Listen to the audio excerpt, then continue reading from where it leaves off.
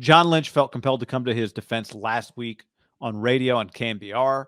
Some clips you and I talked about a little bit, but when we did the show Sunday night, we hadn't quite, been on the internet looking at all the clips.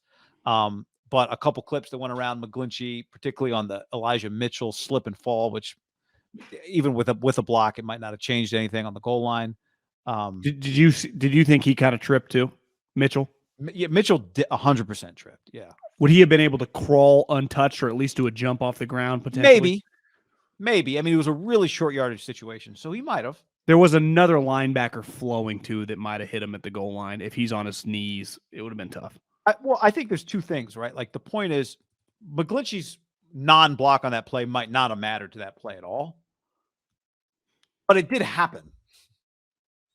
In a very crucial situation. Right? When we talk about like process over results, the result might not have been changed, but it was alarming to see that play in that critical spot.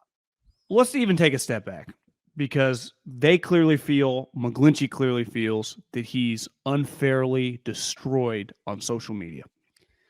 Do you think if Mike McGlinchey, their starting right tackle, had been Mike McGlinchey from Notre Dame, 5th round pick, who has become the Niner starter at right tackle the last couple of years, does he get the same, I would say, vitriol from people talking shit about him that he's not any good? No, he does not get the same attention if he's a 5th round pick.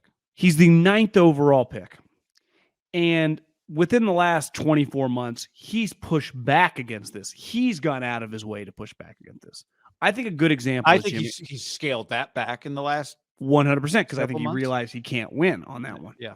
A great example is Jimmy Garoppolo, who takes 50x the shit on just a daily basis, on a weekly basis, on a game day basis, and just takes it and doesn't say anything. And he's a quarterback, and we all see it. Now, it's a little different because you're specifically watching Jimmy. You're not always specifically watching the tackle, and you really do see them when they get smoked. And making a lot more money. Now, he was the 9th pick, and he's currently making, I think, basically, if you round up, $11 million.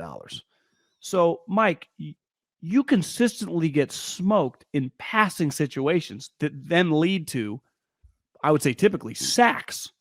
And a lot of times his sacks feel like, because when do the Niners pass? Well, they ain't usually passing on first down. They pass on passing situations like 3rd and 8, ruin drives. And when John says this, I honestly, and again, this is relative to doing a podcast for a living, I think it's kind of offensive to just the random fan. And when I say offensive, I don't mean they're actually spending time like being, but it's like, that's a slap in the face to people that watch every single snap. Like, no, John, we see this. That is a horrific play from a guy that you drafted really high. You can't keep, like, you don't have to tell me Christian McCaffrey was worth it because within 2 games, I realized, yeah, this guy's sweet. You don't, we didn't have to argue long about Ayuk or Debo or Kittle or Fred Warner or even fucking Alshire and Greenlaw or Armstead or Bosa. Like, we all can see with our eyes, or Hufanga. Like, why do we see McGlinchey? We see him during the game. Like, you play in a lot of Sunday, Monday night games. So what usually happens after big sacks, Chris or Troy or whoever, even in years past, they will go specifically like, watch this rush by Khalil. And who's it always against? It's always against Mike. And even for the first time, they have kind of some random guys. Aaron Banks isn't technically random because he was a 2nd round pick, but they have new players at the interior line spots. Beside a couple plays throughout the season with Jake Brendel, we really haven't spent that much time talking about the 2 guards in the center. I'll say it is Jake Brendel. I don't know how much center credit should get on the sneaks, but the sneaks, which Jimmy gets a lot of credit for, work. Wouldn't you say that the guard and center positions, those 3 guys, have been dramatically better than everyone thought was going to be the case coming into the season? Yes.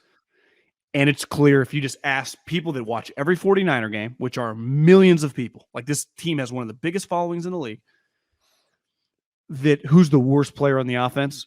It wouldn't, beside, like, I guess you could say the quarterback, but I would say that McGlinchey would come up 100% of the time. It would feel like, right? Yes. Of the 11 starters, the first guy beside, they would replace Jimmy with like Mahomes if they could, but like McGlinchey is a liability because he's not that good. If Mike McGlinchey was a free agent to start next year, and he might end up being, we'll see. Do you think he gets like a multi-year contract? Because I have a hard time seeing that.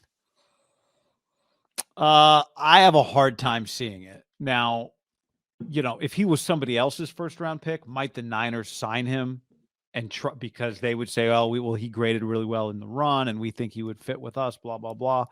But we're not paying him $11 million. I expect the Niners to keep him. I do too, because you still have to find a better right tackle. And I think part of it is that John Lynch believes what he says about, hey, you guys only see the bad plays.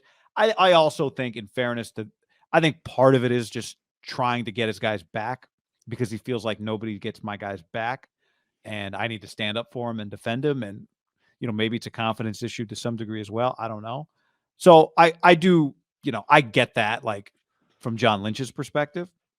I do too, but I think it could be as simple as this. Like, listen, we have confidence in him. He's played in a lot of big games for him. But when you do say things, listen, we both like John Lynch, and I like him. I'm not trying to act like he's some village idiot on this one. But when you go specifically, like, he gets unfair treatment on social media, I do think that's bullshit.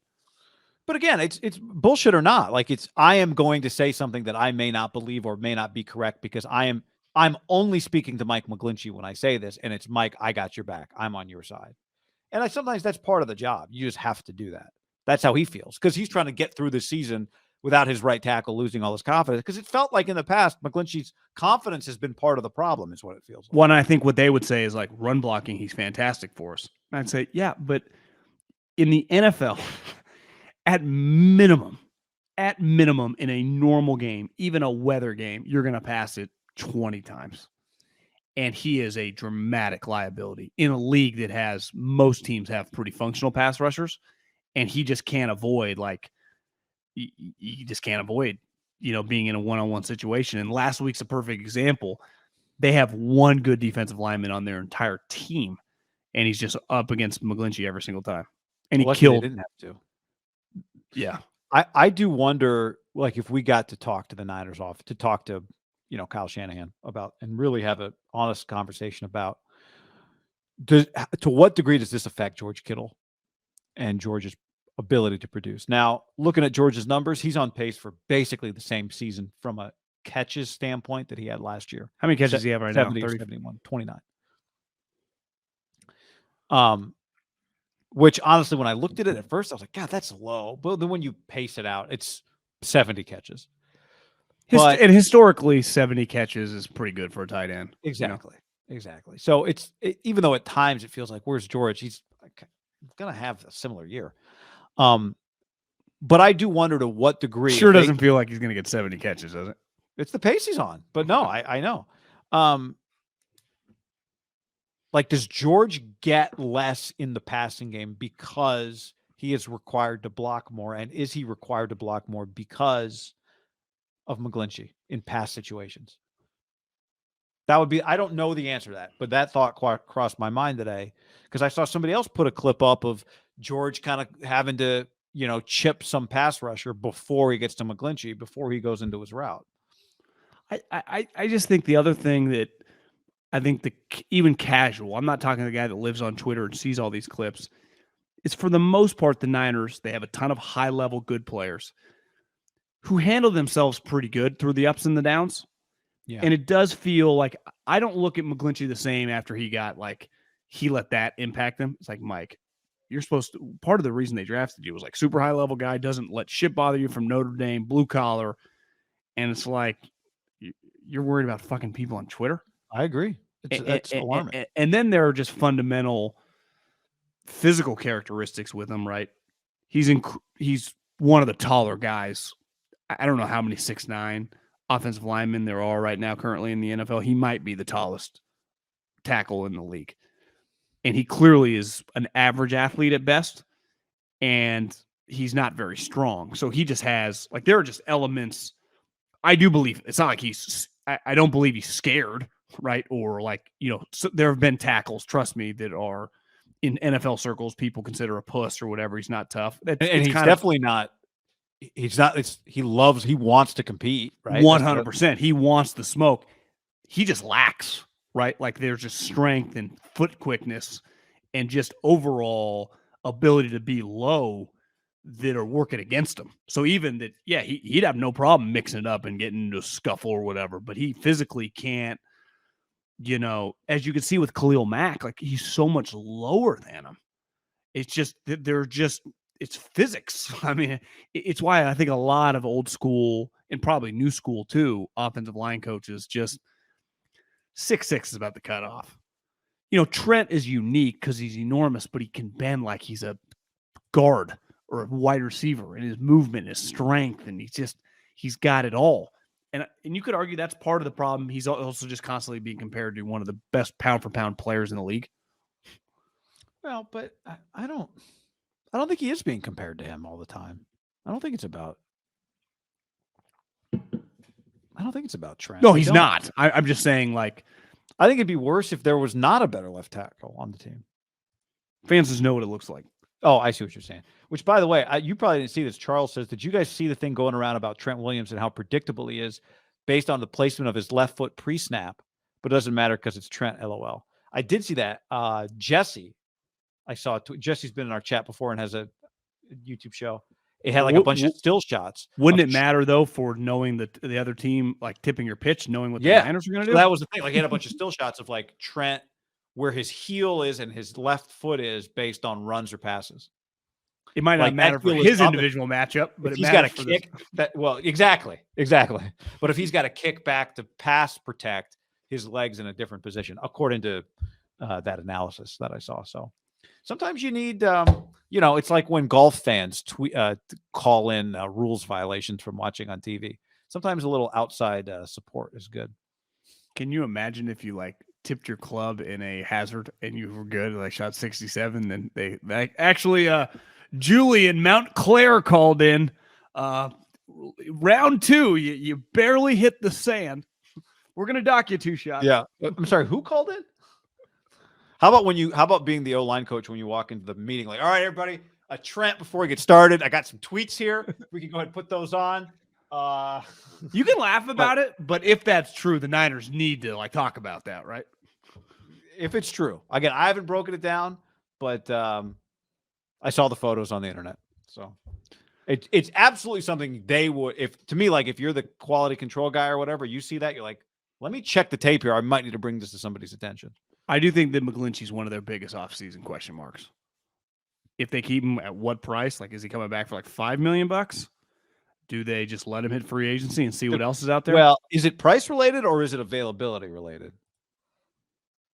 What do you mean? Well, like, are they willing to bring him back at price X, or is their first priority, let's find somebody else, regardless of, as long as we can fit, if we can upgrade underneath the cap, we need to do that? Or do they look at it like, for $4 million, we bring him back? Well, if Mike McGlinchey isn't the starting right tackle on this team, is he a lock to be a starting right tackle for another team next year? I shouldn't say lock, but I would bet he is starting for somebody next. Started a lot of games in the NFL, a lot of wins. Yeah. Has been the worst player in most of the offenses he's ever started on. But yeah, maybe not. I don't know. That's a good question. One thing he has working for him is supply and demand. There's a limited number of functional starting tackles, and he is a functional starting tackle. But as you saw, I think the Chargers are somewhat of a good example, right? Even Chris, by the end of the game, was like, this guy's doing a pretty good job given the circumstance on Nick Bosa, right? And who was that guy an undrafted free agent? I mean, they have obviously had a lot of injuries. Like, you know what's weird is everyone's terrified, like, as long as if our starting tackles go down, we're really in trouble. And they always go down, and then a guy starts, and just like the game happens, he gives up 1 sack. So what's the difference of that guy for the Chargers and McGlinchey's performance, where they both gave up the same amount of pressures? Maybe McGlinchey's better in the run game, but we've seen him before. Remember when the Niners, they lost McGlinchey and Joe Staley. Everyone's like, oh my God, they're done. Their Super Bowl hopes are over. And then Jalen Moore came in and McKivitz and Brunskill, and it's like, they beat the Rams without Trent last year. I think people freak out more than like, yeah, this guy's 6'6", 300. Like, he might give up a sack, but beside like Trent Williams and 3 other players in the league, most players give up a sack every other game.